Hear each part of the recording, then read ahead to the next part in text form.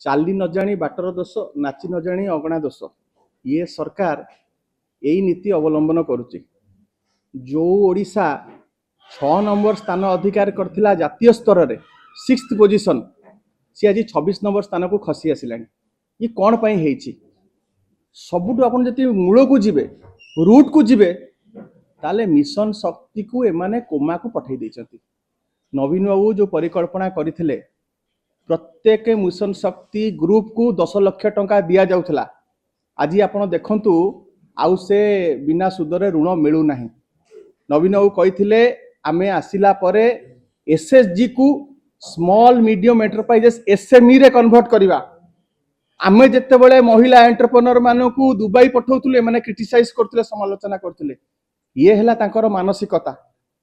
ओ hub centre करा जाइथिला आज स्थाणु अवस्था रे से पड़ी की रही। सबु यूनिवर्सिटी इंजीनियरिंग कॉलेज गुडे को प्रोत्साहन दबा पाई कि स्टार्टअप मानकू तांको संगे स्टार्टअप संगे लिंक अप करा जाइथिला। ए भलिका ओडिशा को गोटे स्टार्टअप हब रे परिणत करथिले नवीन बाबू। किंतु आज एमाने संपूर्ण भाव रे निजे विफल होइचंती। स्टार्टअप को केबे भी दृष्टि देई नांती। नवीन बाबू सदाळे कहउथिले युवक माने महिला माने चाकरी पछरे धाइबेनी से माने जॉब सीकर हेबेनी जॉब गिवर हेबे से परिकल्पना नवीन बाबू करथिले। एमाने संपूर्ण भाव रे से व्यवस्था को से सिस्टम को ध्वस्त विध्वस्त कर दैचंती। आज आमे आपण देखंतु जेतेबेले नेचुरल डिजास्टर मैनेजमेंट रे 1 नंबर थिलु। आमे आपण जानिथिबे जे ये रेवेन्यू सरप्लस स्टेट थिलु। आमे आपण माने समस्त जानिचंती जे कोभली भाबरे ओडिशा कृषि कर्मण पुरस्कार पाउथला 1 नंबर थिलु।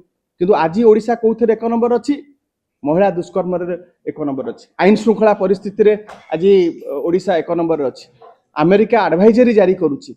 ये हला परिस्थिति सेति पई ये जो आज जो संपूर्ण भाव जो वातावरण से वातावरण को ये नष्ट कर देछंती। आंकर कोनोसी विजन नाही कोनोसी मिशन नाही कोनोसी नीति नाही। एवं आमे महिला एंटरप्रेन्योर सृष्टि करिया को चेष्टा करथुल। आज यार जति रूट कोर्स को आपण जिबे ताले मिशन शक्ति जो कोमा को पळैची सेति पई हम स्टार्टअप खसी आसीची। एटा हला तार मूल उत्तर। देखो एटा हमरो स्टार्टअप विषय आपण आलोचना आमे करूछु। हमरो कया कथा हला जे किपरि भाबरे युवक माने महिला माने युव पीढ़ी कोबली भाबरे सशक्त हेबे स्वावलंबी हेबे। आज आंकर जेहेतु कोनोसी विजन नाही कोनोसी नीति नाही सोति पई कि आज ए माने विच्युत हो जाउचंती। आज आंक पई कि भाबिबा पई कि केही नाही। आमे आगुरु स्किल डेवलपमेंट टाकू बहुत गुरुत्व दउथुलु। जो माने स्किल्ड हेबे से माने निश्चित भाव में कर्म नियुक्ति पाई परिबे। आज स्किल डेवलपमेंट भारत वर्ष देखंतु को अवस्था रे आसी कि पहुंची छी।